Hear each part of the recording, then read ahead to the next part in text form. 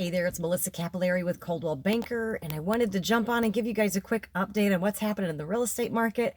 I know it's a little overdue, it's been a while, but I'm just going to be honest. On the days that I am out and about and showing houses and taking care of things, I am busy and I just have not had time. And on the days that I'm home working on the computer and updating files, nobody wants to see what I look like on those days. So I'm on here now. It's May 2nd. I want to give you an update as to how everything looks as we head into this next phase of sheltering in place and see what that looks like as the world starts to try to open back up. Um, Real estate is locally has slowed in the way of we're not seeing as many listings.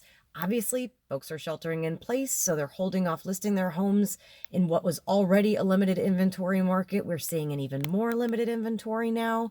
The result of that is, even though we have a fewer number of buyers that are out there able and willing and employed to buy homes, there is such a short of homes still that we're still going by the laws of supply and demand. We're still dealing with the housing shortage. We are still seeing homes go under contract with multiple offers very quickly when they get listed. And so that means we're still very busy. So I had 3 closings this week that went smoothly. I had 2 new listings come in. I've got 2 new buyers that I'm actually going to show those listings to. And I anticipate that they're going to go very quickly. So real estate locally, listings are down, obviously. Showings are down. Obviously, that's to be expected. We do expect home sales to be down for the second quarter. And that makes sense because no one could go anywhere. So we're only able to do so much virtually, but we did knock those out of the park and got them done. But we do anticipate those numbers to come up in the third and fourth quarter if all goes well with the world opening back up. And I guess I wanted to hit on the bigger picture too. I've had some clients express concern to me lately that they're really worried that we're heading into the same kind of situation we saw in 2008. And I was here in 2008. I lived through it. I can simply tell you it's such a different situation here in 2020 than we saw in 2008. And that's because the factors leading into that crisis are entirely different. While we are in a recession, we are not in a housing crisis. The housing market, for all the reasons I've already explained, is very strong. I'll just try to simplify some of those key components. Why is it different? In 2005, 6, 7, we saw fraudulent loans being written. You could get a house with no money down with very little underwriting conditions.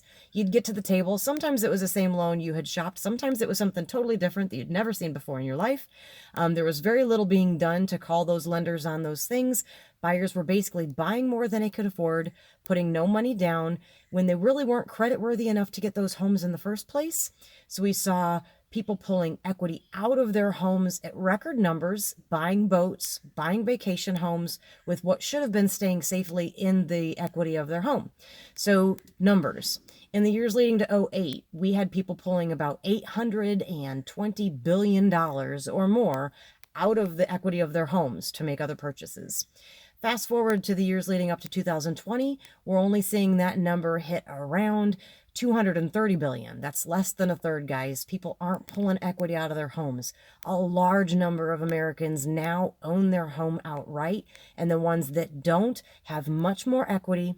They had to jump through much taller hoops to get those loans in the first place. If you've gotten a mortgage in the last few years, you know they're critical. They don't just hand them out to anyone. You have to have money in the bank. You have to have a good job. You have to have decent credit. So we're in a solid position now where Americans are more educated. Buyers understand that better. They weren't just handed those loans. They didn't come by the easily. And so they're a little bit more solid and a little less likely to lose that equity that they have in their home and to lose the home in general.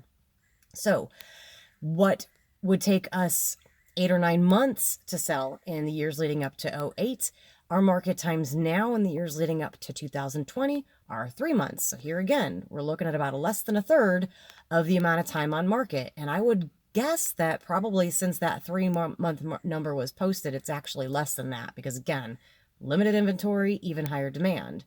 So that's just a couple of reasons. I could give you more, but I don't want to bore you. In general, it's just a very different situation. I had the darkest moments of my career in the years leading up to '08, where I would sit at a closing table and try and talk a buyer out of the purchase because I knew it was a horrible decision.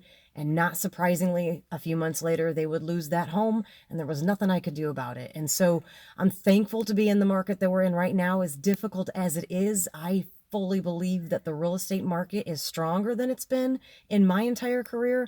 And because of that, my sincere hope is that as we do come out of this, it is going to be in a much stronger position, and Americans are going to be in a good spot, and my clients are going to be in a great spot to continue moving forward with their decisions. If you're in a spot right now where you think you might be in a good position to sell, values are up, rates are still dropping, there's a good chance you might be in a good spot to go ahead and list that home. We can do that safely. We don't have to allow buyers through the home on a whim. We're screening them very strictly and putting deals together and keeping our clients safe at the same time. For others of you, it's not the right time. We got to wait for things to get a little bit stronger, and that's okay. But in any case, I am here to answer your questions. If you have questions about real estate, how this is different from '08, what the equity in your house looks like, what your value looks like, call me. I'm happy to help. If you're just having a bad day and you're struggling with the state of this world and you need somebody to talk to, please call me. I'm happy to chat about anything you'd like. If you'd like more information, knowledge is power. That makes us feel better just by knowing what's happening, and I'm happy to help you with that. So again, I hope you're all doing well. I hope you're staying safe. I'm excited to see what the following days will bring us. I'm a little bit nervous as well, as I'm sure you all are. But the only way around this thing is going to be through it. And I feel like that's what we're about to embark on. So again, stay well. I hope to see you all soon, and take care. Bye-bye.